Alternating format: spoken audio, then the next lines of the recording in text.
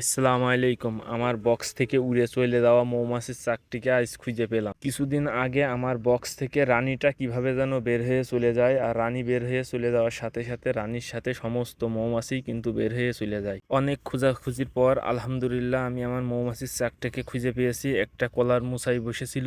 এখন যেহেতু খুঁজে পেয়েছি, আমার সর্বপ্রথম কাজ হচ্ছে মৌমাছিকে ধরে বক্স বন্দি করা। এই কারণেই আমি বাসই আর বস্তা নিয়ে চলে এসেছি মৌমাছিকে ধরার জন্য। যেহেতু কলায় মুছাই বসেছে, সেহেতু বস্তা না আসলে কিন্তু ধরা অসম্ভব। এর জন্যই আমি বস্তা নিয়ে এসেছি। এখন ভালোভাবে বস্তাটাকে পরিয়ে দিয়ে মৌমাছিগুলো সম্পূর্ণ বস্তার ভিতরে ভরে তারপরে আমার সামান্য পরিমাণে ঝাঁকি দিলেই কিন্তু সমস্ত মৌমাছি বস্তার ভিতরে পড়ে যাবে। ঝাঁকি দেওয়ার সাথে সাথে আমি বুঝতে পারলাম সমস্ত মৌমাছি পড়ে গিয়েছে। পরে বস্তা খুলে দেখি সামান্য পরিমাণে মৌমাছি কিছু ওর সাথে লেগে আছে। তারপরে দ্বিতীয়বার দিয়ে কিন্তু আবার সামান্য পরিমাণে ঝাঁকি দিলাম, তার সাথে সমস্ত মৌমাছি পড়ে গেল। যেহেতু আমার সমস্ত মৌমাছি বস্তার ভিতরে চলে এসে, সেহেতু আমি এবারে বস্তার মুখটাকে ভালো করে ধরে নিয়ে চলে যাব আমার বক্সের কাছে। নিয়ে গিয়ে বক্সের ভিতরে সমস্ত মৌমাছি ঢেলে দেব। বক্সের কাছে এসে আমার সর্বপ্রথম কাজ হচ্ছে বস্তার মুখটাকে ভালো করে ভাঁজ করে নেওয়া, কারণ ভাঁজ যদি ভালো করে না করে নেওয়া হয় সম্পূর্ণ মৌমাছি কিন্তু বস্তা থেকে পড়বে না। বস্তার মুখ ভাঁজ করা শেষ। এখন আমার কাজ বক্সের ভিতরে ঢেলে দেওয়া। খুব সাবধানের সাথে ঢেলে দিতে হবে, কারণ মৌমাছি তো বুঝতেই পারছেন মৌমাছির হুল কতটা বিষাক্ত।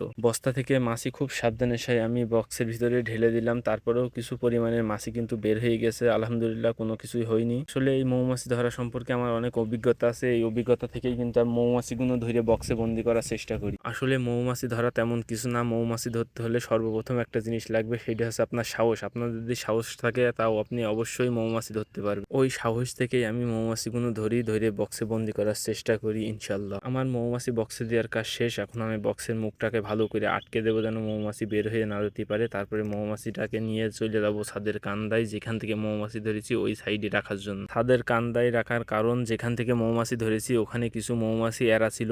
এখন এখানে যদি আমি বক্সটা রেখে দিই তাহলে সমস্ত মৌমাছি কিন্তু বক্সের কাছে চলে আসবে। তো আলহামদুলিল্লাহ আমার দেখতে দেখতে সমস্ত কিছুই করা শেষ। এখন একটা সালার বস্তা বক্সের উপরে চাপিয়ে দেবো যেন বেশি একটা রোদ না লাগে, কারণ রোদ লাগলে মৌমাছি মরে যাওয়ার চান্স থাকে। ভিডিওটা এই পর্যন্তই। তো আমার ভিডিওটা কেমন লাগলে অবশ্যই একটা কমেন্ট করে জানাবেন। সবাই ভালো থাকবেন, সুস্থ থাকবেন। আসসালামু আলাইকুম ওয়া রাহমাতুল্লাহি ওয়া বারাকাতুহু।